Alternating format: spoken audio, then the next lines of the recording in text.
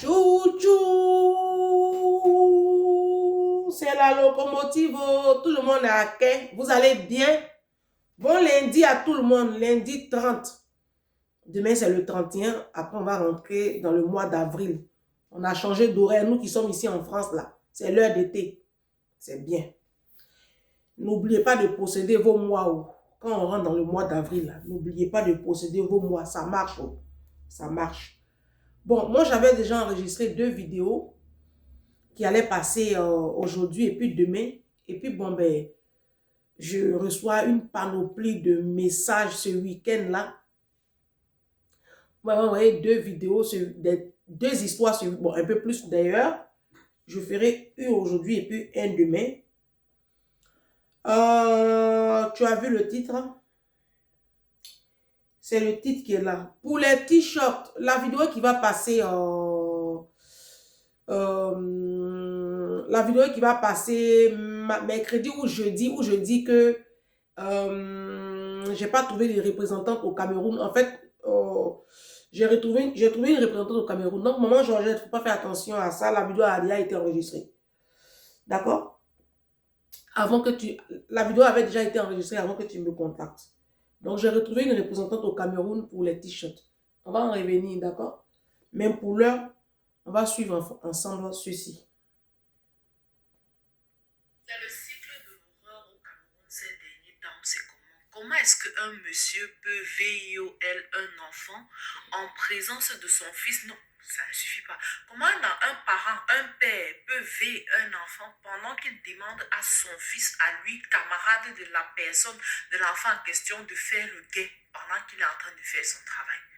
Comment est-ce que des parents peuvent entendre « Aidez-moi, appelez ma mère, ça fait mal, laissez-moi » et ne même pas se manifester. Et le lendemain, quand on vient, on commence à faire les demandes. « Ah oui, là, une dame, oui, on a entendu tes voix ici, on a entendu. » Tu te demandes, mais... Bon, on a l'histoire de la jeune divine qui a pris les réseaux sociaux. C'est au Cameroun, hein. La jeune divine...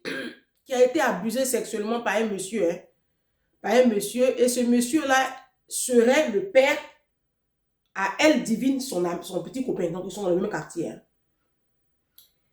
Et suite à ce VIOL-là, parce que le VIOL s'est soldé par un meurtre, puisque au petit matin, il a kill la petite fille, d'accord?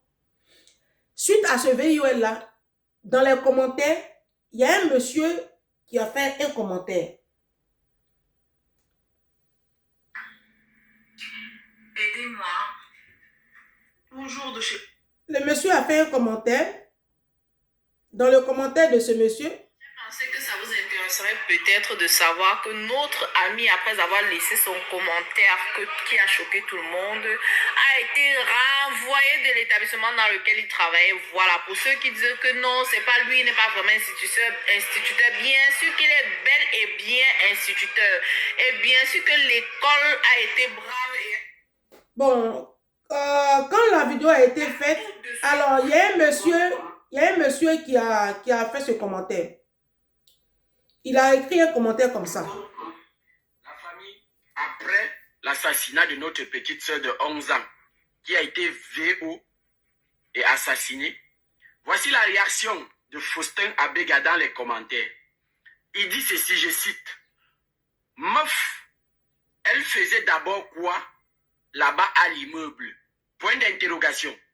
Le type a géré son camp. » Histoire de type... Donc, ça, c'est la réaction...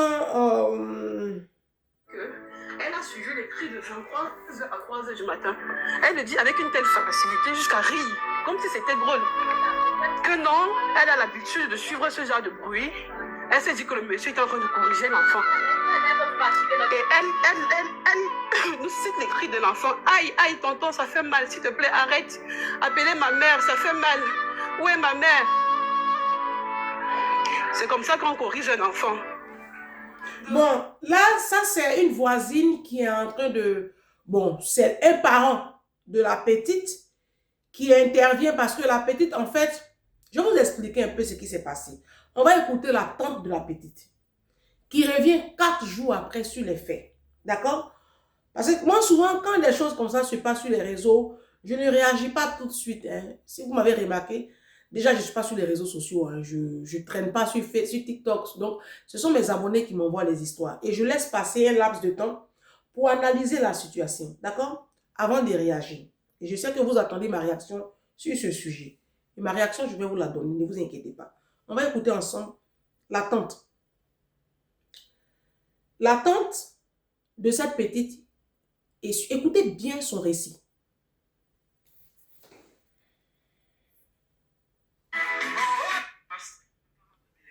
C'était vers, je crois, 14 heures. Quand elle rentre, elle ne se sentait pas bien. C'est là que Samuel lui demande que est-ce que tu as pris ta glycémie le matin? Elle ne répond pas. Maintenant, Samuel prend donc son appareil pour mettre sur sa main, ça ne s'allumait pas. On l'amène donc à l'hôpital. Ça va qu'on prend sa glycémie. Et effectivement, la glycémie était élevée. Maintenant, sa maman lui dit donc, ok, comme tu vas toujours déranger les gens, je vais te taper. Entre temps, on ne la tape même pas à la maison parce qu'on connaît son état de santé. On ne la tape pas.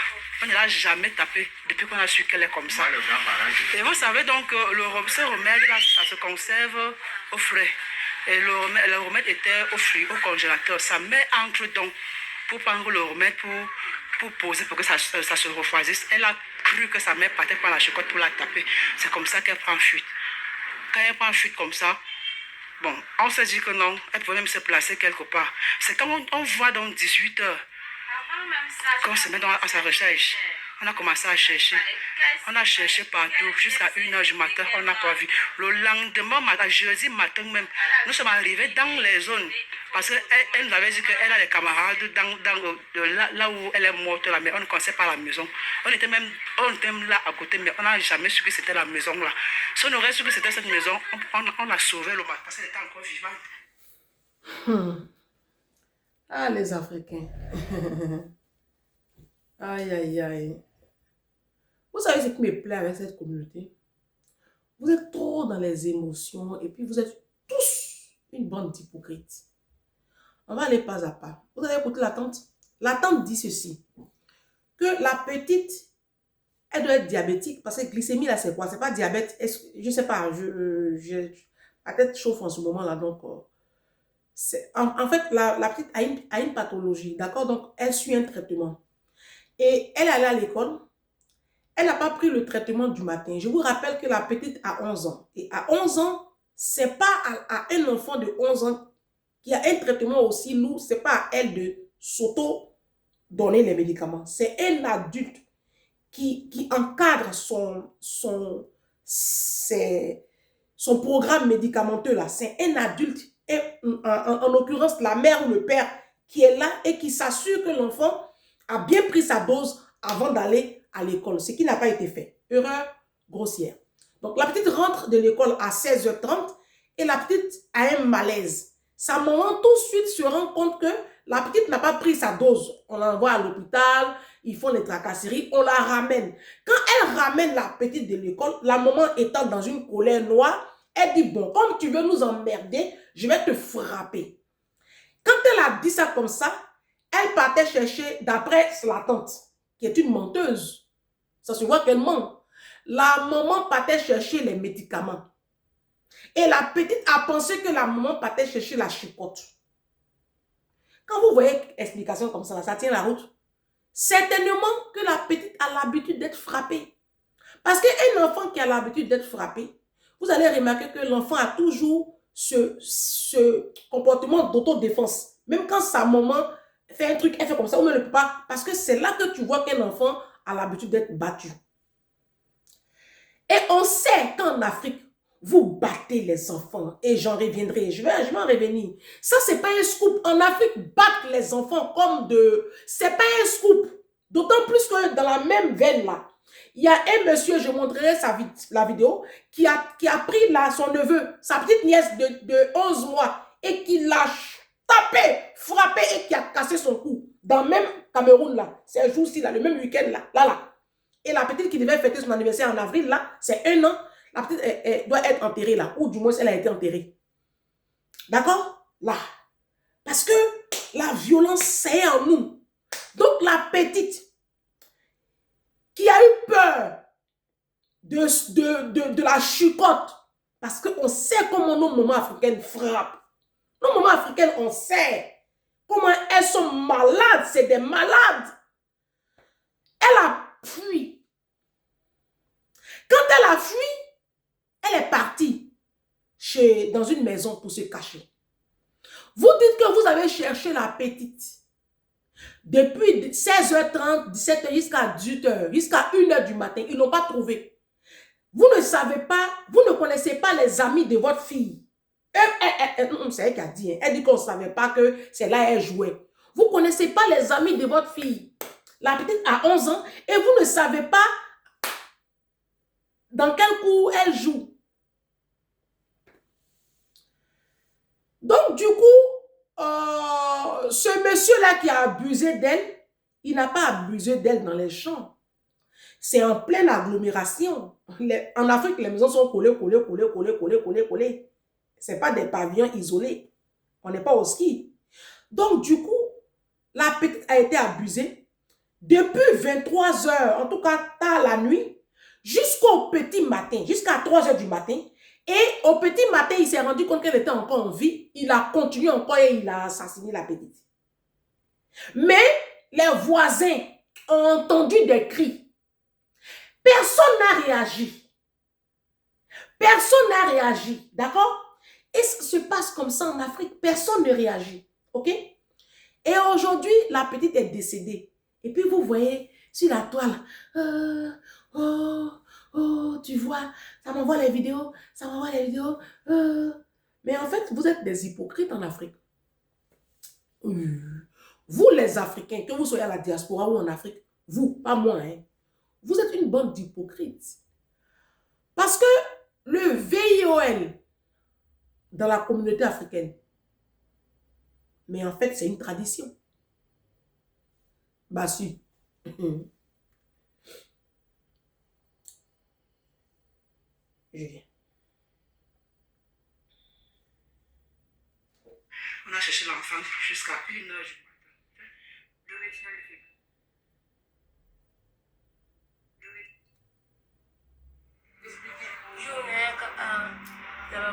Vous voyez cette petite là?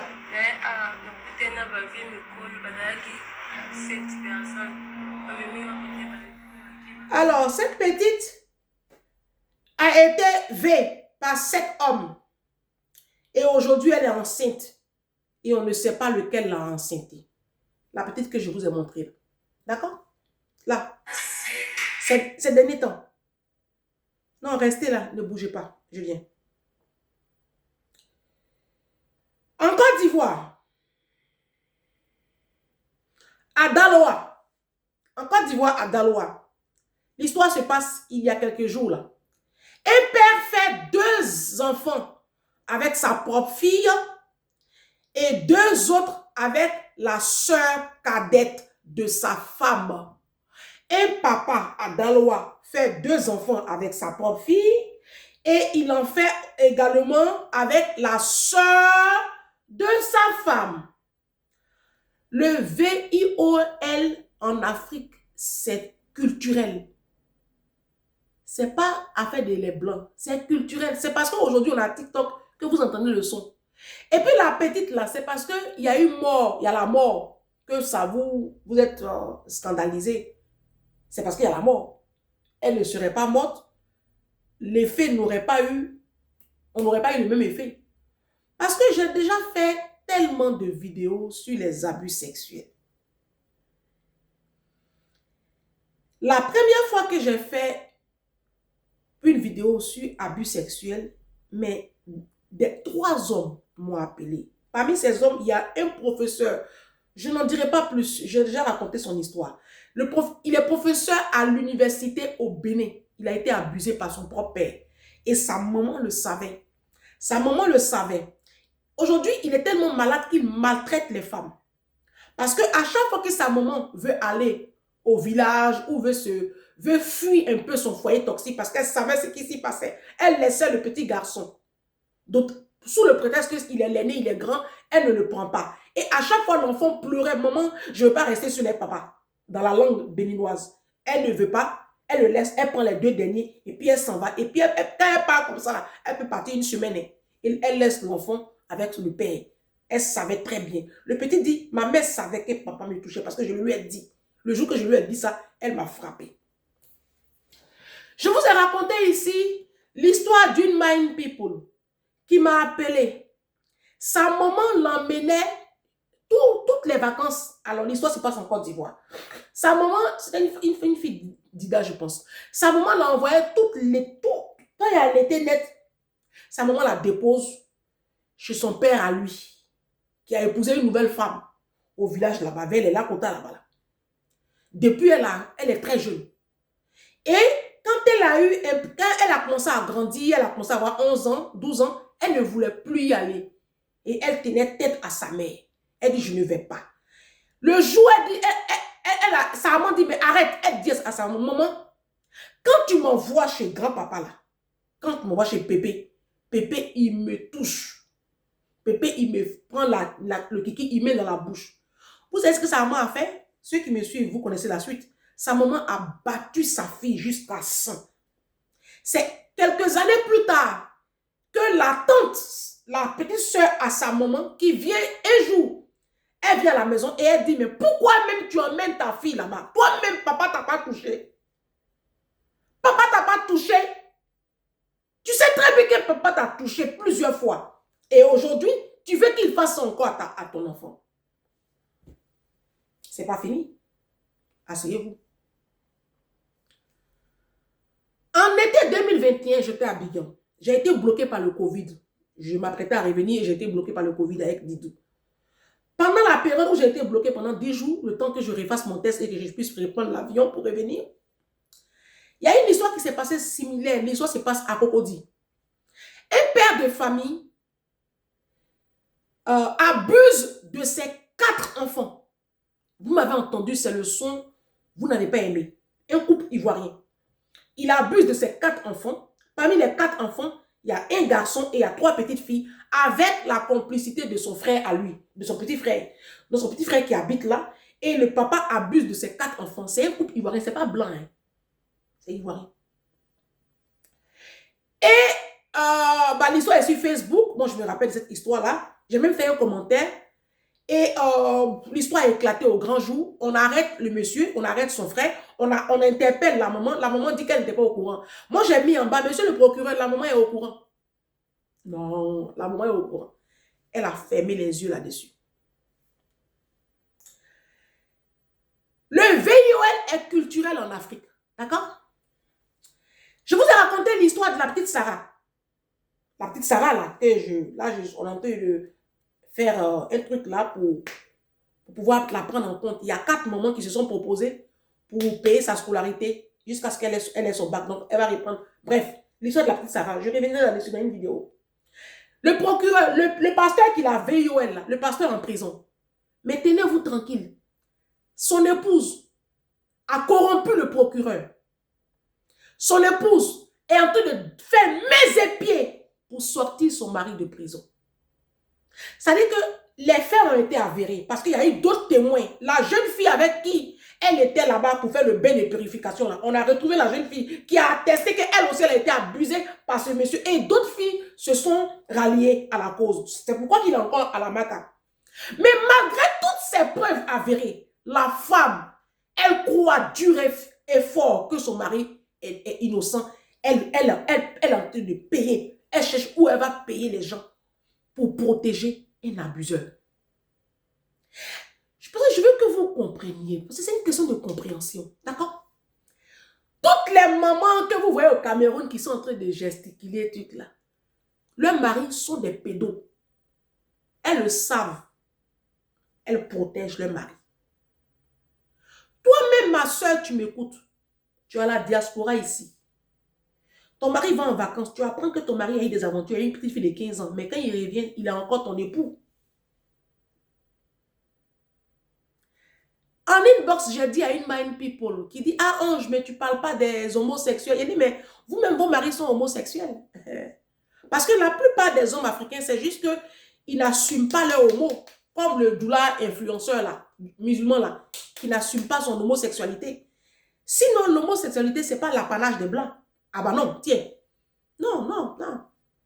Les Africains sont homosexuels. Nos hommes, à 90%, sont homosexuels. Et j'en veux pour preuve le fait qu'ils prennent plus de plaisir en vous prenant par derrière. Mais vous acceptez ça. Dieu a créé vagin. Et puis toi, ton mari dit, il veut ton cuit. Et puis tu donnes. Sous prétexte que c'est ça que lui, c'est ça qui satisfait sa libido. Mais en fait, ton mari, il est homo.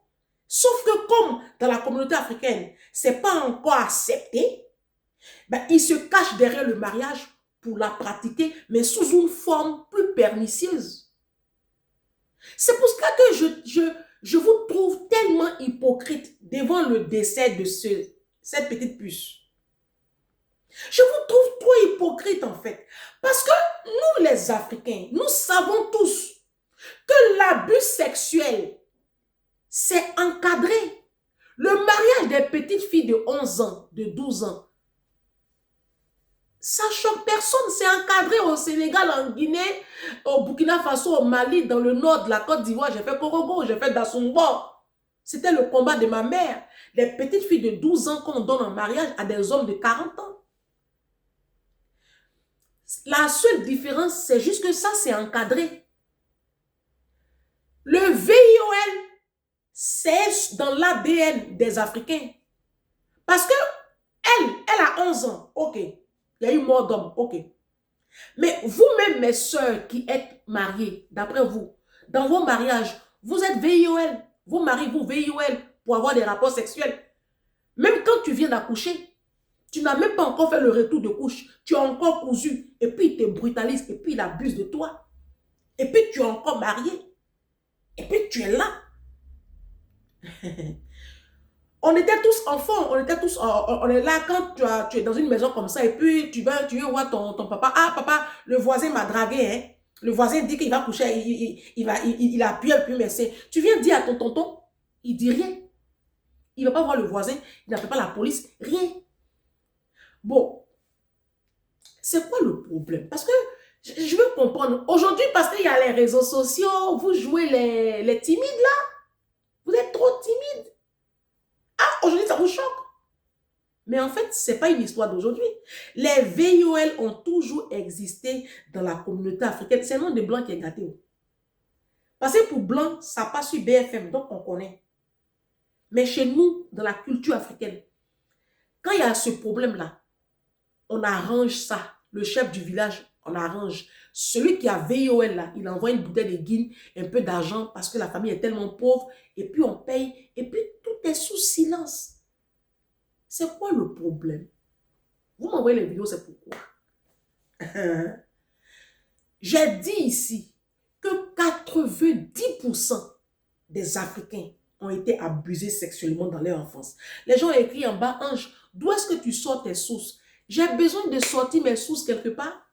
Un jour, la marraine de ma fille m'a dit, elle dit, Ange, plus de 80% des femmes africaines ont été abusées dans leur... Elle dit, oh, Marie, tu exagères. Elle dit, il faut laisser, il faut me laisser. Dans ton parc où tu travailles là, va, tu t'arrêtes comme ça au parc et puis tu lances la bombe.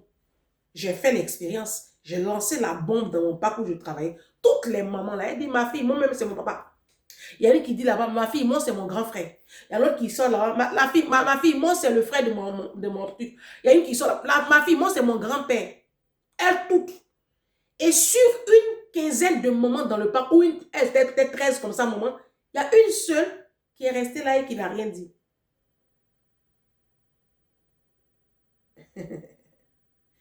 Le VIOL est culturel en Afrique.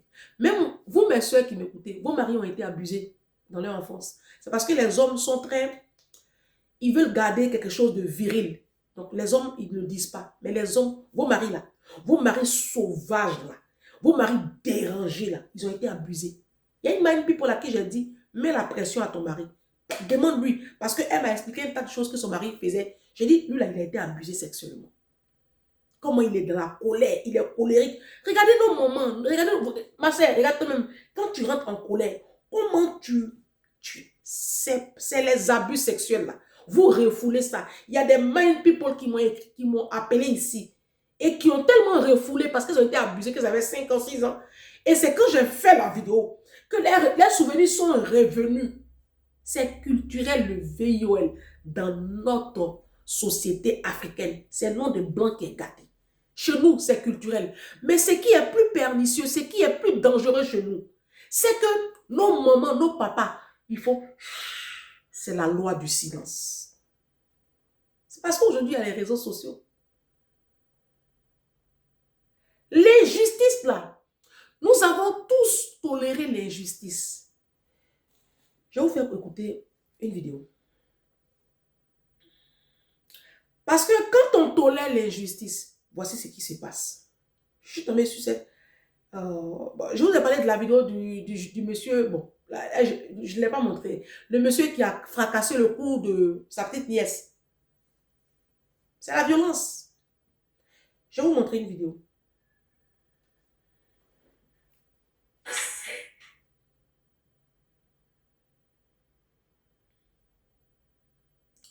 Je vais vous montrer une vidéo.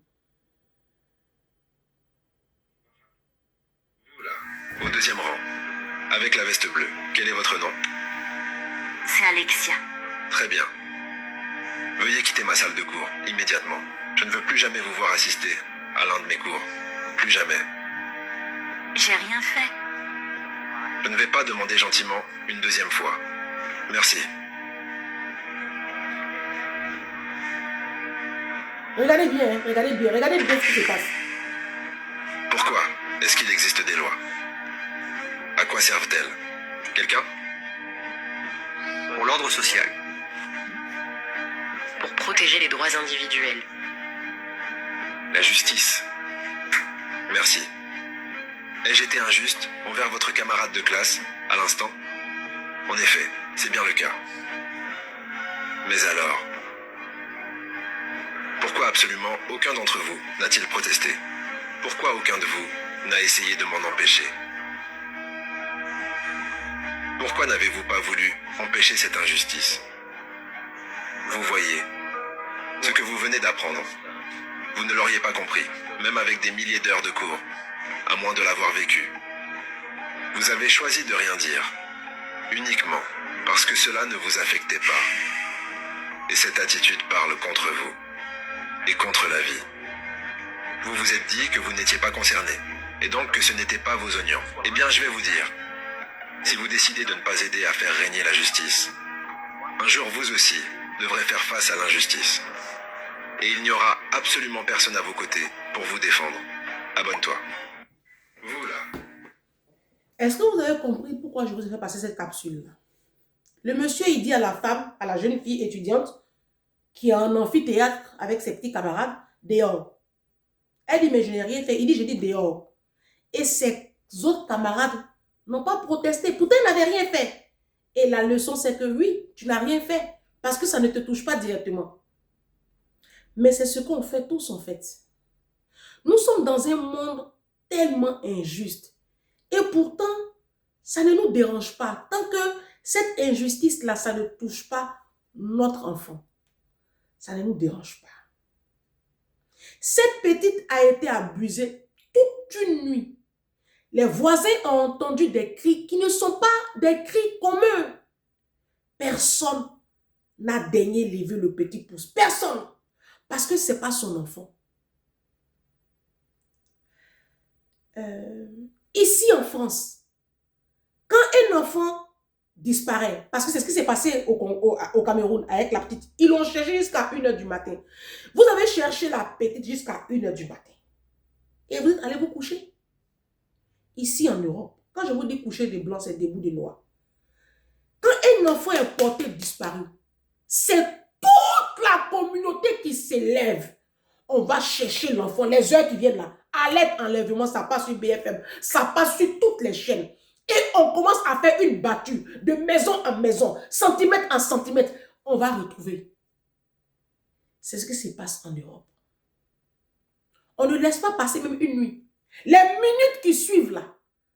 Pourquoi est-ce que vous n'êtes pas, vous les parents de la petite, pourquoi est-ce que vous n'êtes pas allés voir la gendarmerie? Et je vous promets que même si elles étaient allées voir la police pour la gendarmerie, ils n'allaient rien faire. Mais je vais dire, pourquoi toute votre maison, Pourquoi tout le quartier ne s'est pas levé et puis fouiller dans les maisons? C'est un enfant de 11 ans. C'est certainement qu'elle n'est pas allée bien loin. Fouiller. On allait peut-être la sauver. Elle serait V, mais on allait la sauver. Mais on vit dans une telle injustice en Afrique. C'est pour cela que moi, j'ai toujours été combattue, même quand j'étais très jeune. Parce que on s'en fout, en fait. Les Africains, on s'en fout. Tant que... Et on le fait à tous les niveaux. On te met dans un poste. On te dit, il faut diriger le poste.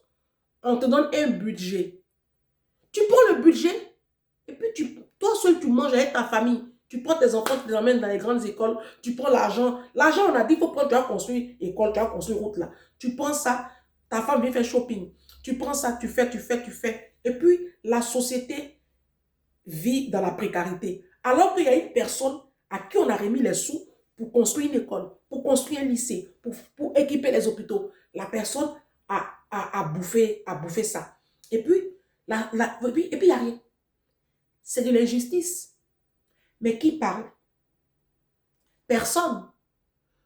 Toi, tu vis l'injustice, l'argent qui est prévu pour toute la communauté là. Toi, le frère, toi, la soeur, tu bouffes avec ton oncle qu'on a mis là-bas. Il te donne, tu bouffes, tu dis rien.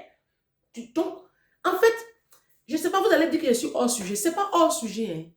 Je vous dis ce qui fait que l'Afrique va toujours pleurer. C'est qu'on a toujours encadré l'injustice. Tant que nous, ça nous arrange. Tant que ça nous arrange. On s'en fout en fait. On est très méchant. L'Africain est très égoïste. L'Africain est méchant. Et je vais vous le redire encore dans cette vidéo. Le VIOL, c'est culturel. Au même titre que la polygamie, que l'excision, le mariage forcé, le mariage des petites filles, la dot, le VIOL, c'est culturel. Les hommes africains ont toujours vu la femme comme un objet sexuel. Les hommes africains ont toujours méprisé la femme. Et c'est pour cela que Dieu n'élève pas les Africains, Dieu n'élève pas nos nations. Parce que les nations qui ont compris que la femme doit être protégée et élevée, ce sont ces nations-là qui prospèrent. Exemple, l'Occident. Et les nations qui ont décidé de toujours étouffer la femme, la VIOL, la briser depuis le berceau, ces nations-là sont dans la damnation éternelle. Exemple, les pays africains et les pays arabes. Le VIOL, c'est culturel. C'est pas... On va combattre ça de la même façon que moi je combats aujourd'hui la dot, qui est assujettissant pour la femme. De la même façon que je combats l'excision de la petite fille. De la même façon que je combats les violences faites aux femmes. C'est la même chose que le VIOL. Parce que regardez comment les femmes africaines aujourd'hui n'ont pas confiance en elles pour la plupart du temps. Vous pensez que ça part de quoi? Ça part de la bastonnade qu'elles ont vécue dans leur enfance et puis des VIOL. Et une société comme ça, c'est une société où la femme ne pourra jamais s'affranchir. Elle va toujours accepter, elle va payer sa dot, elle va supplier le garçon pour l'épouser, elle va accepter la polygamie. Et puis les hommes sont des machos, ils sont des roitelets. Nous sommes dans une société patriarcale misogyne. Les hommes ont, depuis des millénaires en Afrique, ont décidé de détruire la femme dans son âme. Et leur arme de prédilection, c'est le sexe. Et c'est le VIOL. Et c'est culturel. Parce qu'il faut que vous compreniez que c'est culturel. Ma chérie, tu es mariée. Tu as fouillé ton mari, c'est un pédophile. C'est culturel. Je vous assure que le VIOL. Je vous ai parlé du papa Adaloa qui a abusé. Ça, c'est les guerriers. Les guerriers aussi font ça. Les guerriers, c'est une ethnie en Côte d'Ivoire. Le guerrier, le sexe, c'est bonjour. Guerrier peut coucher, il est avec sa femme, et puis il baise la soeur de sa femme. Il va baiser ses nièces. Oui, le guerrier, le gourou, le sexe, c'est bonjour. Les ouais là. Eux, chez eux, le sexe là, c'est bonjour. Ils adorent le sexe. Les hommes africains adorent le sexe. Les hommes africains sont possédés par l'esprit du sexe. Les hommes africains et le sexe, c'est un truc de malade. Ils ne peuvent pas. Ils n'arrivent pas. Leurs pulsions, ce sont des animaux. Leurs pulsions sexuelles, ils ne peuvent pas les contrôler. Ils ne peuvent pas. Et vous, les femmes, vous encadrez ces pulsions sexuelles-là. Donc, nos petites filles seront toujours victimes. Hein.